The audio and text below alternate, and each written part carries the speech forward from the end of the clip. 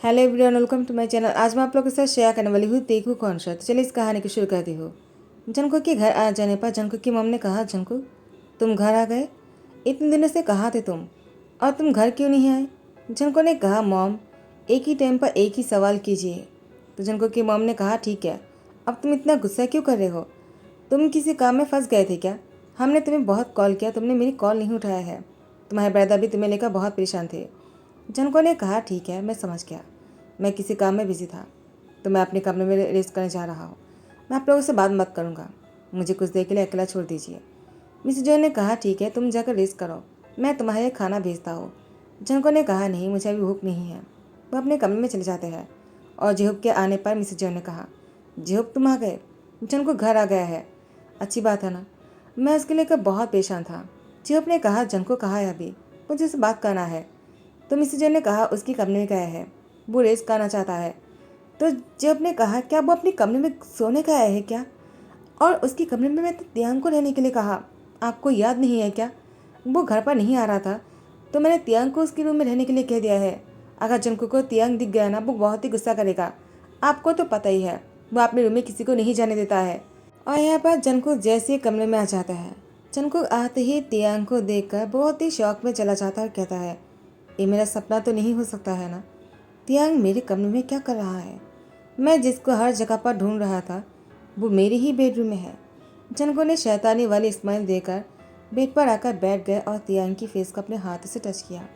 तियांग की फेस को टच करने से तियांग की नींद टूट जाता है और तियांग अपने सामने जंको को देखकर वो बहुत ही ज़्यादा डर जाता है और वो उठकर बैठने ही वाला होता है। जंको ने तियांग की शोल्डर को पकड़ते कहा, क्या हुआ बेबी, तुम मुझे देखकर डर गए क्या। तियांग, मैं तुम्हें हर जगह पर ढूंढ रहा था, मुझे कहाँ पता था कि तुम मेरे ही बेडरूम में मिलोगे। तुमने मेरे काम को आसान कर दिया, लेकिन मुझे इतने दिनों से तुमसे दूर रखा, अब मैं तुम्हें कैसे सबक सिखाऊं। ऐसा कहते ही जनको तियांग को फोर्सफुली किस करने लगा। तियांग ने जनको को खुद से अलग करने की कोशिश की, लेकिन जनको की पकड़ इतनी मजबूत है कि तियांग उसको हटा नहीं पाता है। तियांग को किस करने के बाद जनको की जैसे मन भर गया, जनको तियांग के ऊपर में से हट जाता है और कहता है, अभी के लिए मैं तुम्हें छोड़ रहा हूँ, लेकिन आज रात को मैं तुम्हें नहीं छोड़ूंगा तियांग। आज रात मैं तुम्हें बहुत ज़्यादा प्यार देने वाला हूँ, इसके लिए तैयार रहना। तियांग ने कहा, तुम यहाँ पर कैसे, तुम मेरा पीछा करते यहाँ पर भी आ गए। जनको ने कहा, तियांग मैं तुम्हारा पीछा करते यहाँ पर आ गया, क्या तुमने सुना नहीं क्या, ये रूम मेरा है और तुम मेरे बेडरूम में हो। तियांग ने कहा, ये तुम्हारा बेडरूम है, ऐसा नहीं हो सकता है।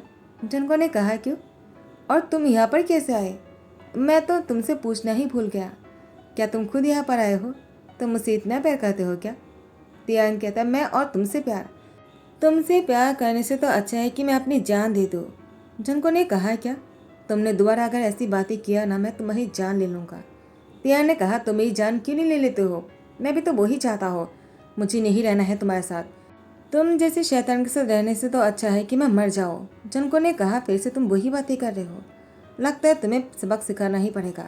ऐसा ही कहते जनको अपने कपड़े उतारने लगे और तियांग जनको को घूरे जा रहे थे। और तियांग ने कहा, देखो अगर तुमने अभी ऐसा कुछ किया ना, मैं चिल्ला दूंगा। जनको ने मुस्कुराते कहा, मैं भी तो वही चाहता हूँ, तुम्हारी बातों पर कोई यकीन नहीं करेगा, मेरा यकीन करो, सभी लोग मेरी बातों पर यकीन करेंगे। सब लोग को मुझ पर अंधा विश्वास है, मुझसे बहुत प्यार करता है। तुम किससे मेरी शिकायत करोगे, मेरे ब्रदर से करोगे या फिर मेरे मॉम डैड से। तियांग, मैं तुमसे प्यार करता हूँ, अगर मेरे पेरेंट्स को पता चला ना, वो लोग तुम्हें यहाँ से जाने नहीं देगा, इससे अच्छा है कि तुम मेरी बात मान लो।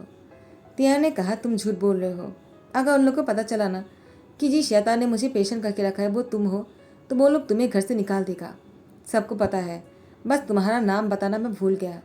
जनको ने तियांग की माउथ को पकड़ते कहा, तुम मेरे नाम बताना भूल गए या फिर जानबूझकर नहीं बताया है तुमने, ताकि तुम इस घर में रह सको। क्यों, मैंने सही कहा ना, क्या तुमने मेरी फ़ोटो नहीं देखा है। तियांग ने कहा, तुम्हारी फ़ोटो। जनको ने कहा, और नहीं तो क्या, वो देखो मेरी फ़ोटो, उसको देखने के बाद भी तुम ऐसा कहोगे कि तुम नहीं जानते हो कि मेरा कमरा है।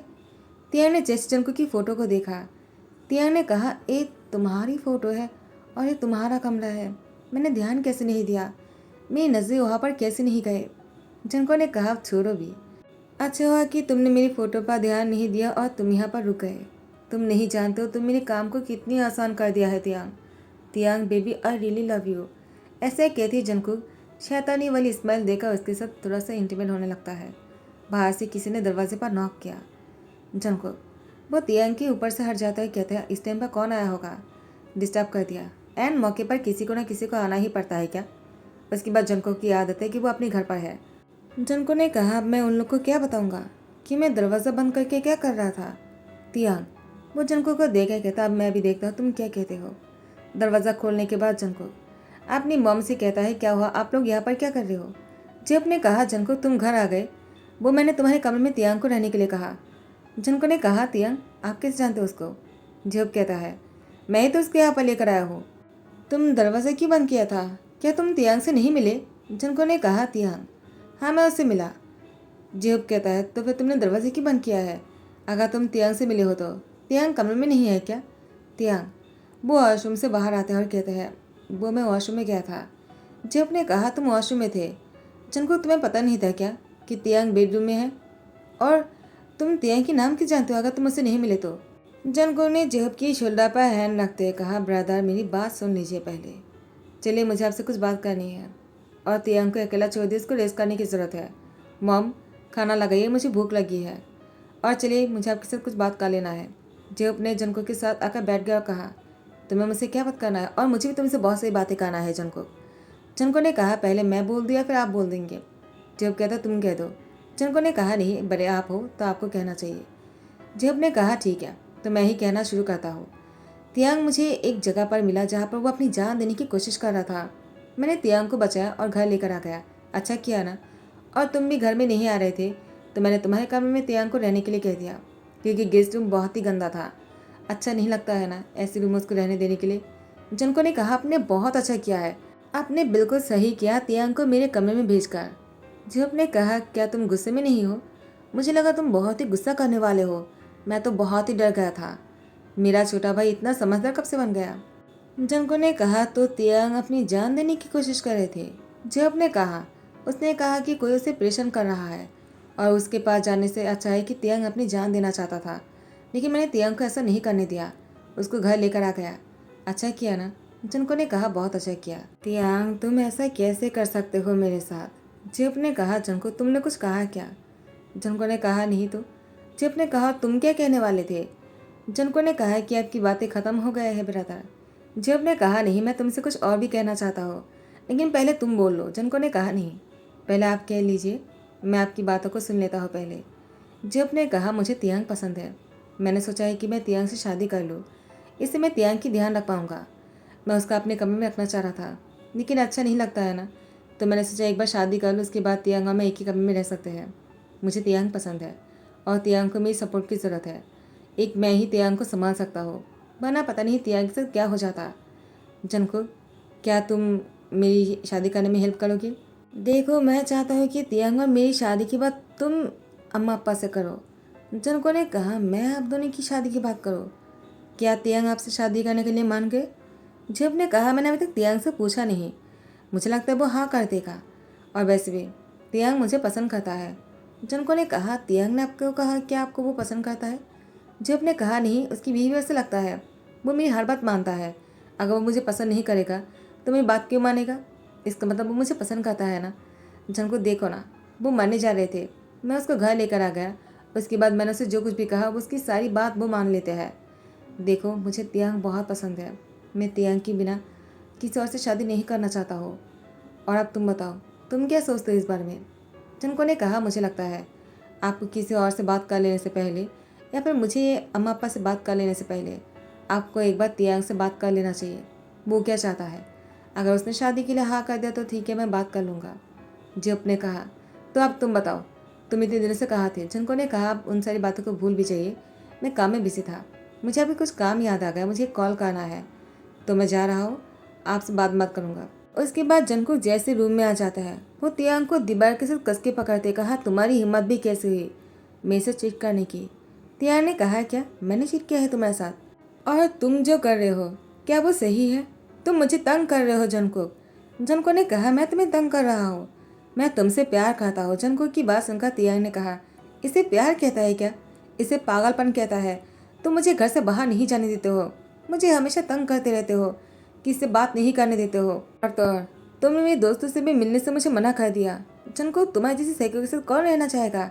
मुझे नहीं चाहिए तुम्हारा प्यार। जनको ने कहा, इसीलिए तुमने मेरी ब्रदर से शादी के बारे में सोच लिया? हाँ, तुम्हारे सपने के बारे में सोचकर ही मुझे गुस्सा आ रहा है। जनको की बात सुनकर तियान ने बहुत ही सरप्राइजली कहा, क्या मैंने तुम्हारी ब्रदर से शादी करने की बात की? तुम्हें क्या कह रहे हो? जनको ने कहा, तुम्हें मेरी ब्रदर पसंद है ना?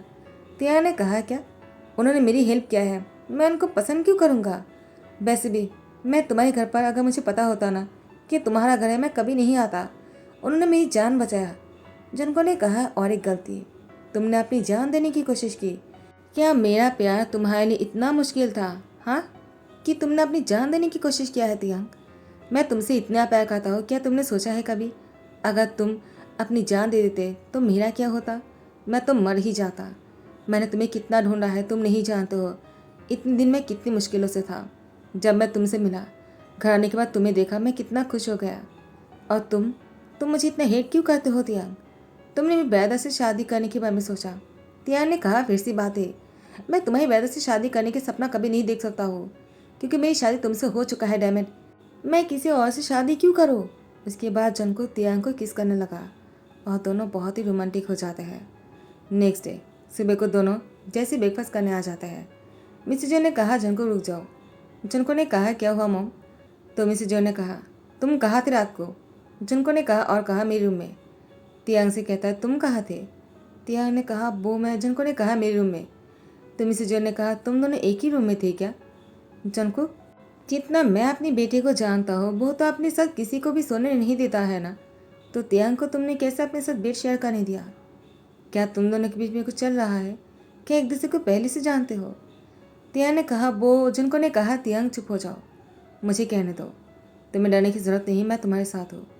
मॉम, मैंने और तियांग ने बहुत पहले शादी कर लिया। आप लोग को बताने ही वाला था, लेकिन कुछ ऐसा हुआ कि आप लोग को बता नहीं पाया। जब ने कहा, जनको, लेकिन कल भी तुमने मुझसे कुछ भी नहीं बताया जब मैं तुमसे बातें कर रहा था। जनको ने कहा, सॉरी ब्रदर, मुझे माफ़ कर दीजिए। मुझे आपको बता देना चाहिए था, लेकिन मुझे लगा पहले मैं तियांग से बात कर लूँ, क्योंकि मुझे तियांग से कुछ बातें क्लियर करना था।